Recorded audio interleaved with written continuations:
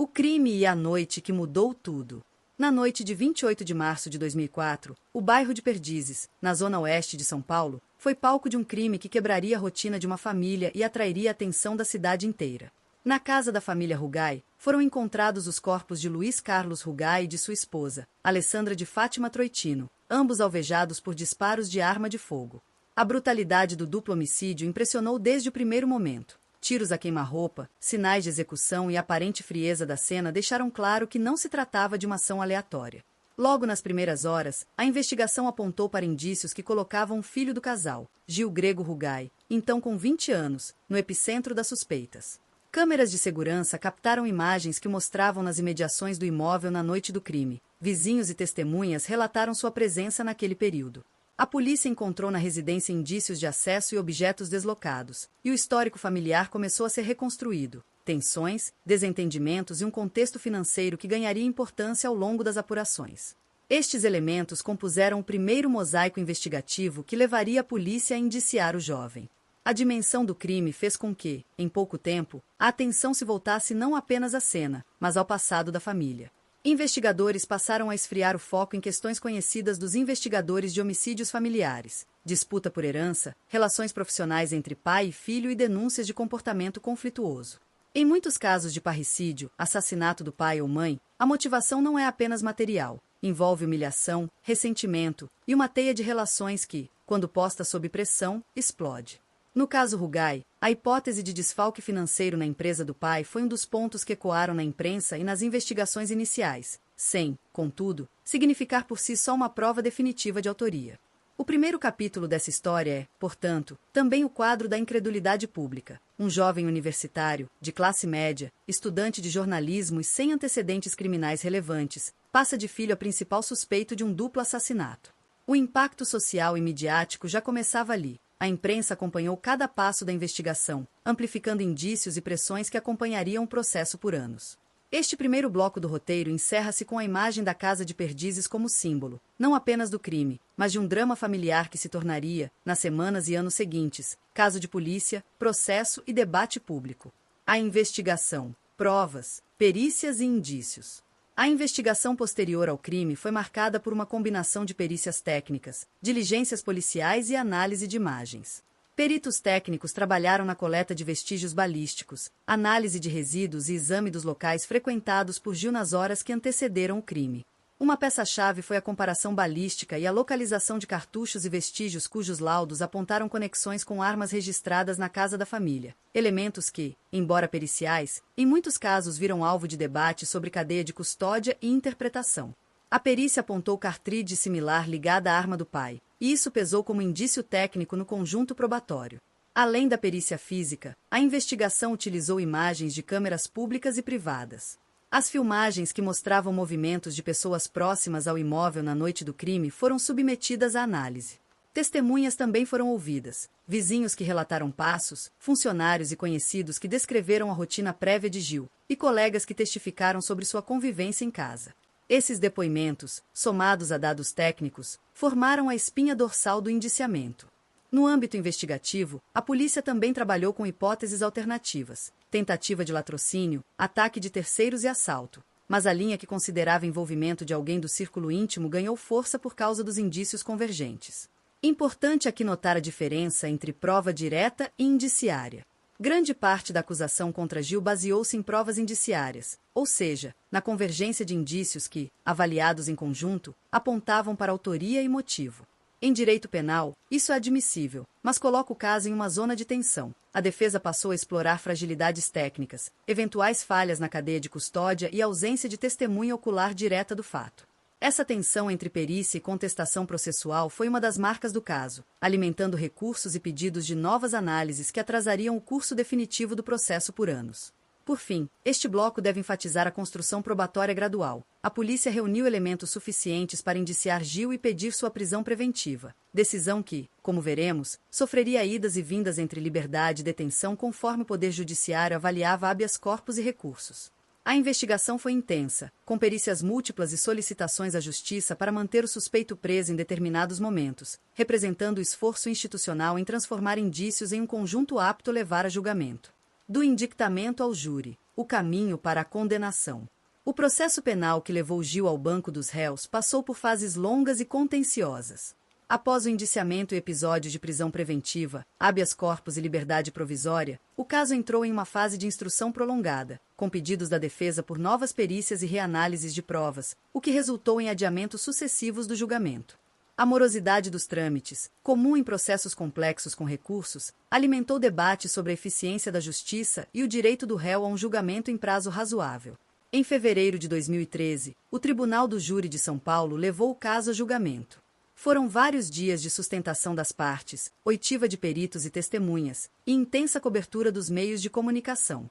Ao final do júri popular, os jurados reconheceram a materialidade e a autoria dos crimes, bem como as qualificadoras que levaram a pena, motivo torpe e recurso que dificultou a defesa das vítimas, culminando na condenação de Gil a 33 anos e 9 meses de reclusão.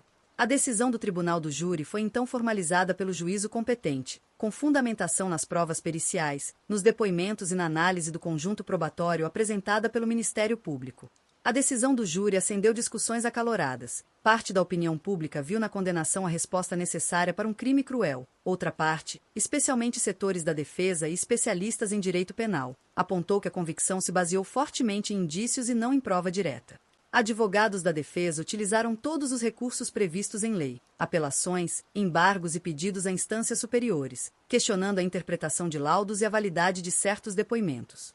Esse embate jurídico é importante para compreender não apenas o resultado imediato, mas o que viria depois: anos de recursos, decisões colegiadas e alternância entre liberdade e prisão.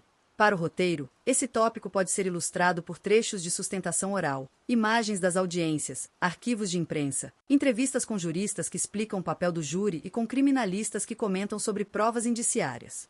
O objetivo é explicar ao público o funcionamento do Tribunal do Júri e por que, mesmo com a condenação, o processo seguiria em outras instâncias, mantendo o caso vivo na esfera pública e judicial por anos. Recursos, decisões superiores e a oscilação entre prisão e liberdade. Após a condenação em 2013, a defesa de Gil não se calou, apresentou recursos a tribunais superiores e pleiteou a possibilidade de recorrer em liberdade. O caso percorreu instâncias até alcançar o Superior Tribunal de Justiça, STJ, e o Supremo Tribunal Federal, STF, em diferentes momentos.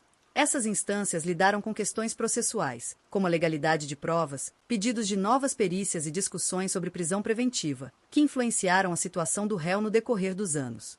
Algumas decisões mantiveram a prisão, outras autorizaram a liberdade provisória em caráter liminar, dependendo da análise de habeas corpus e dos fundamentos processuais apresentados pelas defesas. Em 2016, após decisões judiciais e alterações de jurisprudência, houve determinação para que Gil permanecesse preso. Em outros momentos ele chegou a recorrer em liberdade, em função de concessões liminares. A alternância entre regimes e a demora dos recursos refletiram a complexidade do sistema recursal brasileiro, um sistema que busca garantir direitos do réu, mas que também pode causar sensação de impunidade quando prazos se estendem.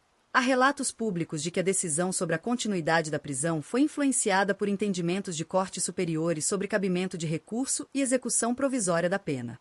Mais recentemente, em 2021, houve decisão que autorizou cumprimento em regime semiaberto. Decisão que, contudo, foi objeto de questionamento pelo Ministério Público e acabou sendo cassada pelo Tribunal de Justiça de São Paulo, que determinou revisão e a realização de testes psicológicos, Rorschach, antes de qualquer mudança efetiva no regime. Essas decisões mostram como o caso, mesmo após condenação, permanece sujeito a avaliações multidisciplinares, não só jurídicas, mas também de avaliação da personalidade e periculosidade do condenado. Tal procedimento é importante para o direito penal moderno, que busca conciliar segurança pública e direitos humanos. Para o roteiro, apresente a trajetória recursal com linhas do tempo, trechos de decisões e entrevistas curtas com advogados de defesa e promotores que expliquem por que certas liminares foram concedidas e depois revistas. Isso ajuda o espectador a entender o fluxo do processo e a tensão entre o princípio da presunção de inocência e a necessidade de execução das penas. Mídia, percepção pública e perfil psicológico. O caso Gil Rugai ganhou contornos espetaculares também pela cobertura midiática. Jornais, revistas e programas de TV trataram o caso como um enredo que misturava drama familiar e crime quase cinematográfico. Jovem de classe média acusado de matar o próprio pai e a madrasta. Essa narrativa tornou-se combustível para programas sensacionalistas e debates públicos que, por vezes, anteciparam julgamentos morais antes do veredito técnico. A imprensa exerceu papel ambíguo, informou e pressionou, ao mesmo tempo em que moldou a opinião pública. Do ponto de vista psicológico, estudos e laudos que constam nos autos e que foram comentados por peritos trazem elementos sobre comportamento e personalidade do réu. Em julgamentos desse tipo, a competência forense procura entender trajetória de vida, capacidade de controle de impulsos e eventuais traços de personalidade que possam explicar atitudes extremas. No caso Rugai, a narrativa de desentendimentos financeiros, expulsão da empresa familiar e sentimentos de humilhação foram elementos considerados tanto pela acusação quanto pela defesa, a primeira interpretando-os como motivação torpe, a segunda, como cenário de conflito que não prova a ação executória. Além disso, a cobertura gerou reflexões sociais, debate sobre violência familiar, conflitos patrimoniais, mediação de conflitos e a formação de jovens em lares com poder econômico. O caso se tornou material de estudos em faculdades de Direito e Psicologia, interessado em entender como dinâmicas familiares podem deteriorar relações e culminar em tragédias. Para a dramaturgia documental, esse tópico permite inserir entrevistas com psicólogos forenses, trechos de reportagens antigas e depoimentos de quem acompanhou o caso, oferecendo uma compreensão humana para além da crônica policial. Legado, lições e implicações para o direito. O caso Gil Rugai deixou um legado múltiplo, jurídico, midiático e social. Judicialmente, o processo serviu para ilustrar os desafios da prova indiciária, a morosidade recursal e o modo como instâncias superiores tratam pedidos de habeas corpus e execução provisória. Decisões do TJSP e do STJ sobre execução e recursos tornaram-se referências para advogados que lidam com casos complexos envolvendo familiares como acusados. Socialmente, a repercussão do caso alimentou debate sobre prevenção. Como identificar sinais de conflitos familiares que possam evoluir para a violência? Como as empresas familiares devem gerir conflitos patrimoniais para evitar rupturas? Quais mecanismos de mediação e proteção podem ser adotados quando há tensão entre membros da família? Esses questionamentos redundam em políticas públicas e práticas de intervenção em família que buscam reduzir riscos. Para o sistema de justiça, a lição é dupla: assegurar que provas técnicas sejam robustas e preservadas e, simultaneamente, garantir que o réu tenha acesso a um processo célere e justo, evitando a sensação de impunidade ou de excesso de leniência. O caso exemplifica que, mesmo com condenação, os mecanismos recursais e as revisões de regime podem prolongar o desfecho, o que exige transparência e comunicação clara por parte das instituições judiciais. Retomando a imagem da casa em Perdizes, o narrador conclui que o caso não é apenas sobre um crime, é sobre família, poder, justiça e memória.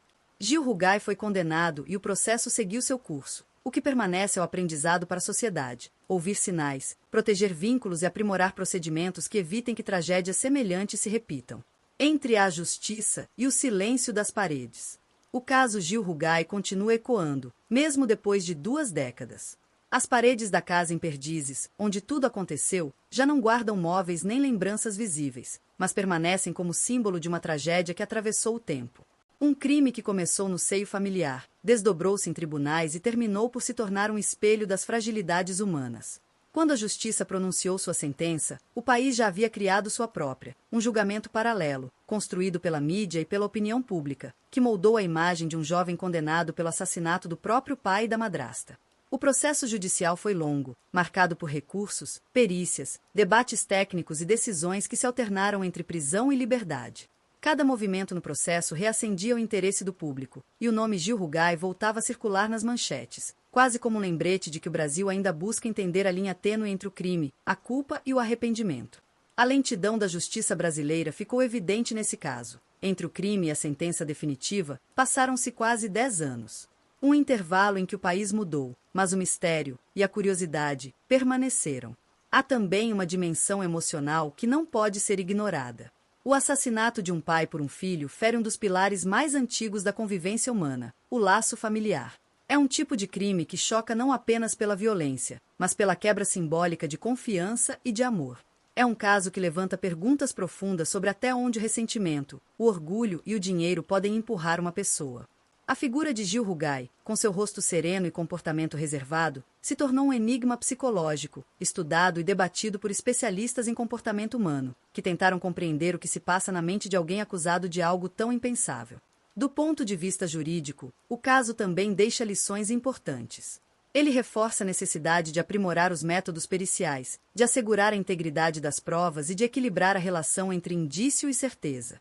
Mostra como a estrutura de recursos e instâncias pode prolongar o sofrimento de vítimas, réus e famílias, tornando a justiça, muitas vezes, um processo de resistência mais do que de resolução.